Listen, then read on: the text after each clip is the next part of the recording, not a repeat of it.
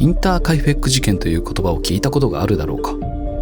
小さな農場で起こったこの事件は歴史上でも最も不気味で解決されていない謎の一つとして知られており、この事件には数々の怪現象、怖い噂、そして誰も解き明かせなかったミステリーが絡みついている。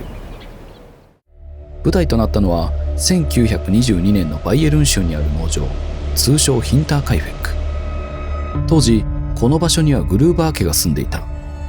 父のアンドレアス、母のツェツィーリア、娘のビクトリア、そして孫のツェツィーリア・ガブリエルとヨーゼフ・ガブリエルだ。それに加え家族のために働くメイドが一人いた。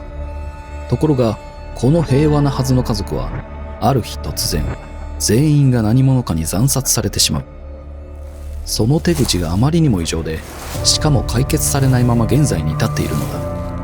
それではこの事件がどれほど不気味で人々を震え上がらせたのか、一緒に掘り下げていこう。事件の数週間前、グルーバー家では妙なことが次々と起こり始めた。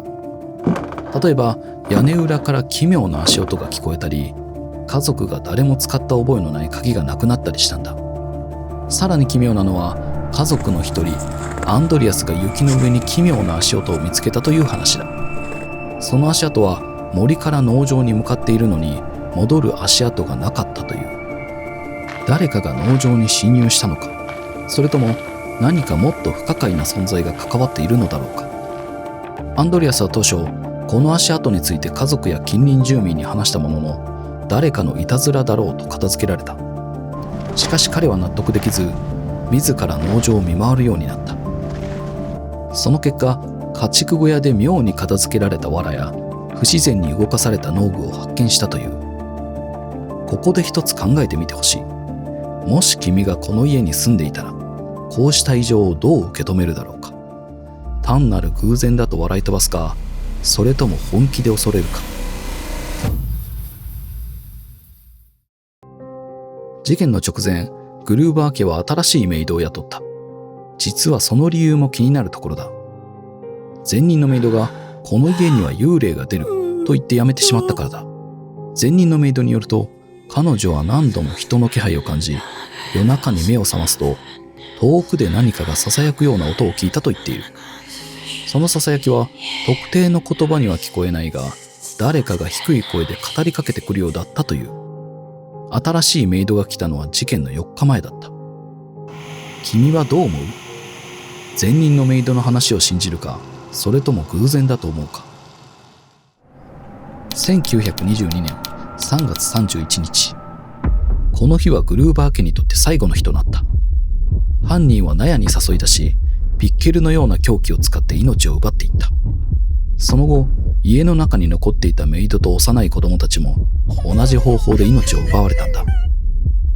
さらに驚くべきは犯行後の犯人の行動だ。犯人は家族の遺体を藁で覆い隠し、その後数日間にわたって農場に留まり続けた。証拠として事件発覚後に隣人たちが煙突から煙が上がっていた、家畜の鳴き声が聞こえたと証言している。奇妙なのはこの事件が発覚したのが4日後だったということだ。その間、犯人は農場に留まり、家畜の世話をしたり食事をとったりしていたという証拠が残されている。冷蔵庫にあったパンや肉が減っていたことも確認されている。この堂々と犯行現場に居座る犯人の行動に恐怖を感じてしまう。この行動に何か目的があったのだろうか。警察の捜査が始まったものの、犯人を特定することはできなかった。家族全員が消された理由やその背後にある動機も謎のままだ。その中で有力視されたのが隣人ローレンツ・シュリッテンバウアー。彼は発見者であるにもかかわらず現場で奇妙な行動をとっていたんだ。例えば施錠されていたはずの家の鍵を開けたことや犯行を匂わせるような発言をしたことなどが挙げられる。捜査中、警察は娘のビクトリアの生活にも注目した。近隣住民の中にはビクトリアが村の教会に大金を寄付したという話をする者もいた。その大金が一体どこから来たのか。また彼女は未亡人でありながら地元の男性やさらには父親のアンドレアスとの近親相関の疑惑も浮上していた。この家族関係の歪みが外部の人間を巻き込んで事件につながった可能性も考えられる。君はどの説が最もあり得ると思う？それとももっと別の可能性を考えるべきだろうか。この事件には実に多くの噂やオカルト的な解釈がつきまとっている。例えば屋根裏に住み着いた幽霊が家族の命を奪ったというものや、森の中に潜む何か超常的な存在が関わっているという話だ。さらには犯人が実は家族の一員で、犯行後も何事もなかったかのように村に戻ったという話もある。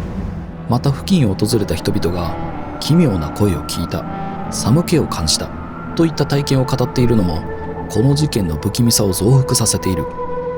オカルト好きの間では農場の土地そのものが呪われているという説も根強い。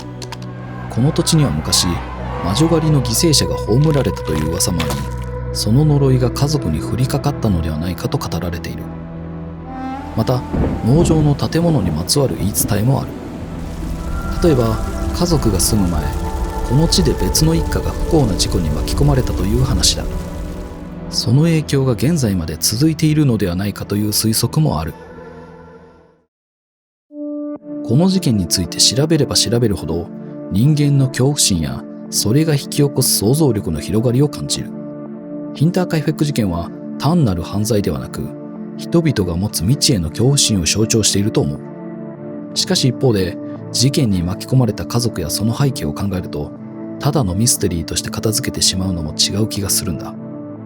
彼らにも人生があり、幸せを求めていたはずだから。もし新たな情報が明らかになれば、またこの場でお話ししよう。